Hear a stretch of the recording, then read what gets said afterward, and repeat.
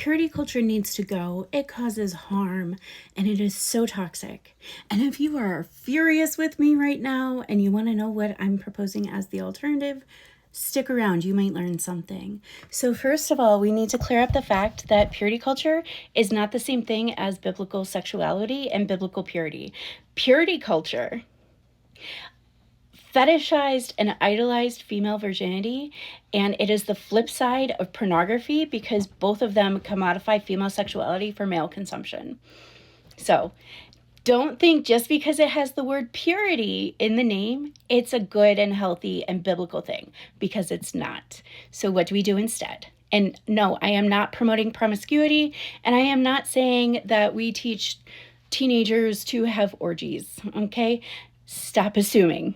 The first thing I want you to do is go get this book, She Deserves Better. It's by Sheila Ray Gregor and the Bear Marriage team. This is the first book of its kind in evangelical Christianity because it actually uses science to look at the harm that purity culture caused. This book is chock full of statistics. You can see all my little tabbies here. So, I'm just going to read off a couple of them. Women who believed all men struggle with lust, it is every man's battle, were 79% more likely to engage in sex with their husbands because they felt they had to, not because they wanted to. I don't want to be doing obligation sex because the Bible says that we should be mutually enjoying each other.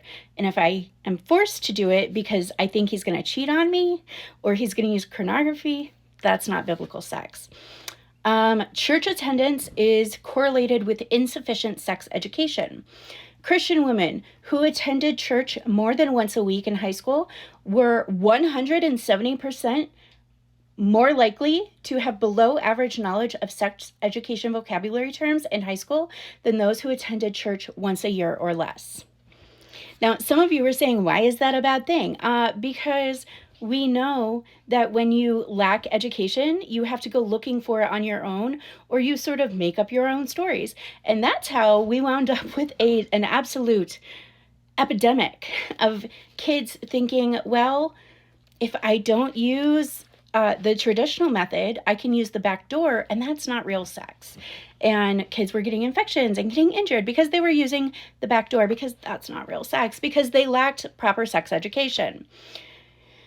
So that's just a couple of the statistics.